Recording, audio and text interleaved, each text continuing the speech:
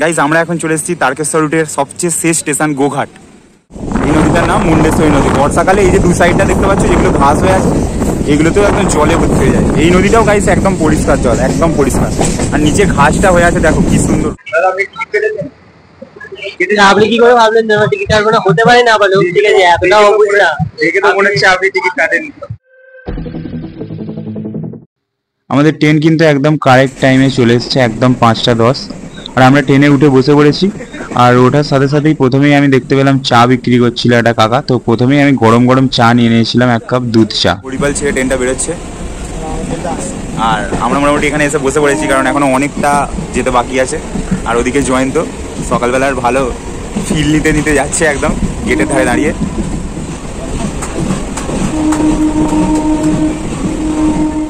এখন তারকেশ্বরে এসে ট্রেনটা অনেকক্ষণ দাঁড়িয়ে আছে আর দেখতে পাচ্ছ সবাই ট্রেন থেকে মোটামুটি নেমে পড়েছে। আর মিনময় ওইদিকে ছুটলো বাথরুমের দিকে। না বাথরুম করতে। মিনময় মালিয়া থেকে বলছে ওর বাথরুম পেয়েছে, তো তারকেশ্বরে এসে অনেকক্ষণ দাঁড়াবে বললে তারকেশ্বরে গেল। আর এদিকে তোর কোনো প্রবলেম আছে? জয়ন্তর বাপ ওকে আমার ভাষা ছেড়েছে, ওকে বলছি বসতে, এমন মহাকার পাকাছে। হ্যাঁ রে তোকে ছেড়েছে ওর ভরসায় তুই এদিক ওদিক ঘুরছিস।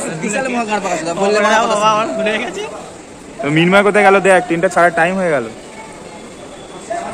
তো আর কিছুক্ষণ পরে হচ্ছে আমরা চলে যাব আমাদের গন্তব্যস্থলে। গাইজ আমরা আসছি হচ্ছে দিয়াড়া থেকে, কিন্তু সেরকম ভাবে স্টেশনের ভিউগুলো দিতে পারিনি, কারণ দিয়াড়া থেকে গোঘাট অব্দি যদি ভিডিও করি তাহলে অনেকটা বড় হয়ে যাবে ভিডিওটা। তার জন্য আমরা তারকেশ্বরে নামলাম। তারকেশ্বর থেকে মেনলি তোমাদের স্টেশনগুলো দেখাবো। আর দিয়াড়া থেকে তারকেশ্বর তো অনেক মানে এদিকটা তো অনেক সবাই এসছে তারকেশ্বর অব্দি, যারা গোঘাট যাওনি তারাও দেখতে পারো ভিডিও।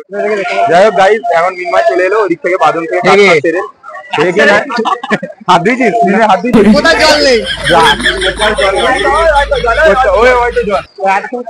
এইখান থেকে ব্যাগ থেকে বোতল বার করে এখন মিনময় হাত দিচ্ছে হেগে। যাই হোক তারকেশ্বর থেকে এই গোঘাট যাওয়ার সময় মোটামুটি 3টে নদী পড়বে, যেগুলো একদম রেল লাইনের নিচে দিয়ে গেছে। 3টে টিকিট করেছে। ও আচ্ছা, মিনময় বাথরুম করতে গেছিল, ওকে 3টে থ্রিতে চেক করেছে। আর বাথরুমের ভেতরে নদীগুলোতে মাছ থাকে কি আমি কি করে জানবো? আজব মাইরি। যাই হোক জয়ন্ত নদীতে মাছ ধরার প্ল্যান করছে এখন। গাইস ট্রেনটা ছেড়ে দিল আবার তারকেশ্বর থেকে। আর এখানে ট্রেনটা মোটামুটি অনেকটাই ফাঁকা হয়ে গেছে তারকেশ্বরের পর। এমনিতেও ফাঁকা ছিল আর এখন তো আরো ফাঁকা হয়ে গেল। গাইস এই জায়গার সিনটা দেখো, দারুণ লাগছে। একটু পরেই দামোদর নদীটা পড়বে, সেটাও তোমাদের দেখাবো। আর এই সাইডটায় বেশিরভাগটাই হচ্ছে মাঠ, যতদূর দেখতে পাচ্ছি একদম মাঠ, চার সাইডে মাঠ। মিনময় ঘুরতে যাচ্ছে গোঘাটে, একটা বড় ব্যাগ এনেছে, জানি না কি নিয়ে যাচ্ছে। ওই একবার দেখ তো, সামনের চেনটা খোল, সামনের চেনটা খোল। দেখাচ্ছে না গাইস, লজ্জায় দেখাচ্ছে না। ঠিক আছে সামনের চেনটা খোল। জলের বোতল আর কি এনেছে দেখি মিনময়। নিচ নয় একটা গোল মতো কি একটা উপরে দেখলাম। আরে ওইখানে নয় সামনেটা একটা গোল মতো কি দেখলাম, ওই গোলটা। যাই হোক ওইটা দেখা, ওটা কি দেখা, কি এনেছে? ও চিরুনি আছে। যাই হোক চিরুনি আছে, চালুর আছে ওটা। ওইটা দেখা গোল মতোটা কি কি? ওই যাই হোক শীতকালের জিনিসগুলো মিনময় ব্যাগে ভরে রেখেছে। মিনময় দেখাতে চাইছে না ব্যাগের ভেতরে কি রেখেছে। অনেক কিছু পার্সোনাল জিনিস আছে মিনময়ের ব্যাগের ভেতরে। কোন ব্যাগটা? এই ব্যাগেও চিরুনি, একটা ফোনের স্ট্যান্ড আছে, চশমা আছে আর একটা ক্যামেরা আছে।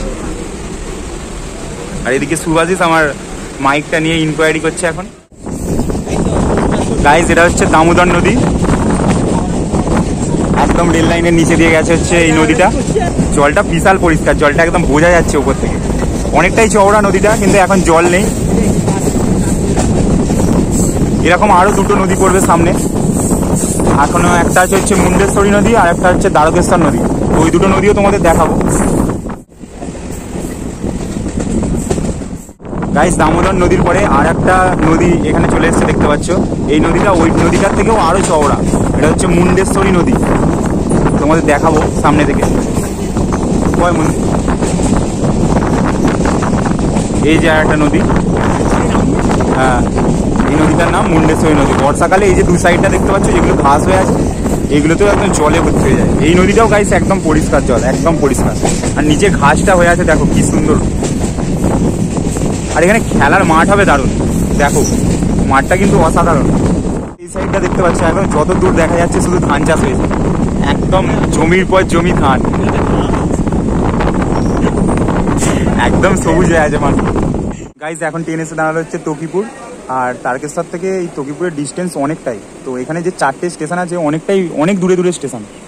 মেনলি মনে হয় এইখান দিয়েই ট্রেনগুলো ক্রস করে, মানে ক্রসিং হয় এই জায়গা দিয়ে। তারপরে হচ্ছে তোমার সিঙ্গেল লাইন, এটা এলাম হচ্ছে মায়াপুর। কিন্তু তোমরা এটা ওই মায়াপুরের সাথে গুলিয়ে ফেলো না যে মায়াপুরে ইসকনের মন্দির আছে, এটা ওই মায়াপুর না, এটা আলাদা মায়াপুর। এটা হচ্ছে আমাদের হুগলিতে অবস্থিত মায়াপুর, হুগলির আন্ডারেই পড়ে। আর দেখতে পাচ্ছ স্টেশনে কত সুন্দর সুন্দর ফুলের গাছ, আর এটা ওটা অনেক রকমের গাছ বসানো আছে।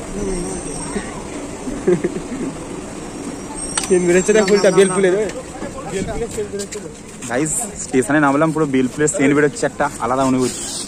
মিনময় শুকছে। তোদের কিছু বলার আছে? তোদের কিছু ইনফরমেশন দেওয়া আছে? ঠিক আছে। স্টেশনটা সত্যি খুব সুন্দর, চারদিকে একদম।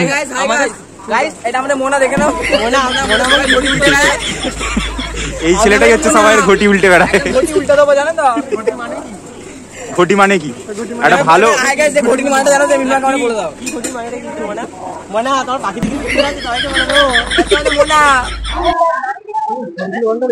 কতক্ষণ দাঁড়াবে রে এখনো?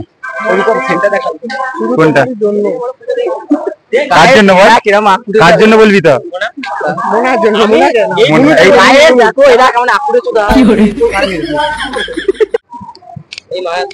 গাইজ এইমাত্র এখানে ট্রেনটা ঢুকলো, আর আমাদের ট্রেনটা দাঁড়িয়ে আছে। এই ট্রেনটা এখান থেকে ছেড়ে বেরোবে, তারপর হচ্ছে আমাদের এই ট্রেনটা ছাড়বে। এর পরের স্টেশনের নাম কি জানিস? আরামবাগ, মনে হচ্ছে আরামবাগ। যাই হোক, আরামবাগের পরে মনে হচ্ছে গোঘাট, একদম লাস্ট স্টেশন গোঘাট। তো তালপুর আছে, আরামবাগ আছে, তারপরে মনে তালপুর তো মনে হয় চলে এলুন, কি যাই না। আর দেখতে পাচ্ছ ঘড়ির কাটায় এখন 6:30 বাজে। ছাড়লো, এবার হচ্ছে আমাদের ট্রেনটা ছাড়বে। অনেকক্ষণ ওয়েট করে দিল এখানে, 6:30 বাজে। চিনতে পেরে যাচ্ছে নাকি? গাইজ এখানে ব্লগ বানাচ্ছে, আমাদের দিকে সবাই দেখছে মোটামুটি সাবস্ক্রাইবার 1K হয়ে গেছে, তো ওই জন্য মোটামুটি মুখ চেনা হয়ে গেছে। বলতে গেছিল 1K সাবস্ক্রাইবার হয়েছে না, 1K সাবস্ক্রাইবার হয়েছে নামেই। আর স্টেশনের এই সাইডের ভিউটা দেখো, গাছগুলো দেখেছো? বিকালবেলা এখানে বসে এসে আড্ডা মারার মজাই আলাদা। এদিকের যে মায়াপুরটা লেখা আছে এটাও দারুণ, ওই সাইডে একদম গাছের নিচে। গাইস স্টেশন থেকে মায়াপুর ছেড়ে বেরোনোর পর একদম ট্রেনটা খালি হয়ে গেল, দেখতে পাচ্ছ। গোনাগুনতি ওই 10-12টা লোক আছে পুরো কামরাটার মধ্যে। আর এদিকে তো সুহাসী স্টাইল মারতেই ব্যস্ত, কানে ফুল টুল গুঁজে। গাইস এখানে বাঁকটা দেখো, এতক্ষণ যে এলাম এতক্ষণের মধ্যে এই বাঁকটা একদম সেরা, অনেকটা বাঁক আছে দেখতে পাচ্ছ।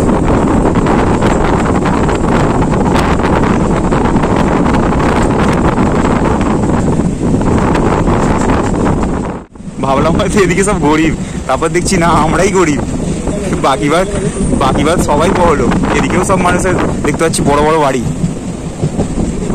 একটাও আমি কাঁচা বাড়ি দেখতে পাচ্ছি না, সব পাকা বাড়ি, সব ছাদের বাড়ি এই জায়গাটায়। আর অনেকটা আসার পরে বাড়িগুলো দেখতে পেলাম, আশেপাশে তাছাড়া কিচ্ছু নেই। চার সাইডটাই দেখতে পাচ্ছি একই টাইপের বিল্ডিং। এখন আমরা ঢুকলাম হচ্ছে আরামবাগ। আরামবাগের সাইডে দেখতে পাচ্ছ, ওই দিকটা যত দূর দেখতে পাচ্ছি পুরো মাঠ। আরামবাগ ছেড়ে বেরোচ্ছি, শহরের মধ্যেই দেখতে পাচ্ছি আরামবাগটা পুরো। আর এরপরে আছে হচ্ছে গোঘাট। তো গোঘাট যাওয়ার আগে আরো একটা নদী পড়বে, তোমাদের ওই নদীটাও দেখাবো। আরো একটা নদী, আর ওই নদীগুলোর থেকে এই নদীটা দেখতে পাচ্ছ আরো বড়, একদম ব্রিজ করা আছে। আর ওই সাইড দিয়ে দেখতে পাচ্ছ গাড়ির ব্রিজ করা আছে, এটা হচ্ছে দ্বারকেশ্বর নদী। গোঘাট যাওয়ার আগে এই নদীটাই শেষ, এরপরে আর কোনো নদী নেই, এবার ডাইরেক্ট গোঘাট।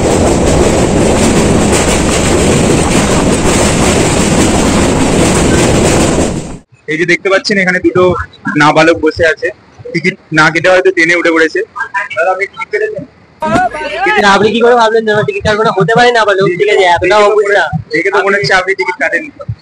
এই যে দাদা বলছি, হেডফোনটা লাগিয়েছি, টিকিট কেটেছেন?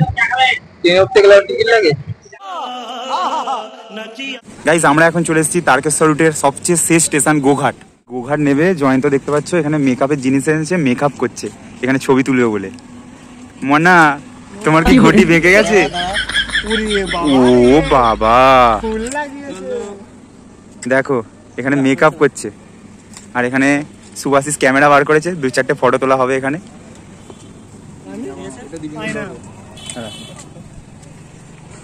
গাইজ এই মুহূর্তে আমরা চলে এসেছি হচ্ছে গোঘাট। আর গোঘাটে এসেছি কি করতে জানো? চা খেতে। তো দিয়ারার চা আমাদের মুখে লাগছিল না, আর তার জন্য আমরা চলে এসেছি গোঘাটে চা খেতে। তো বল কোথায়, কোন দোকান থেকে চা খাবি? দাদুর দোকান। যাই হোক, এখানে দাদুর দোকান খোঁজা চলছে এখন গোঘাটে এসে। আর ঘেমে নিয়ে চান হয়ে গেছি, এইমাত্র 7টা বাজে, ঘেমে গেছি দেখতে। দেখো নিজেও মেকআপ করছে আর সবাইকে বলছে, সব ফটো শুটিং হচ্ছে। আর ফটোগ্রাফার আমাদের সুভাশিস।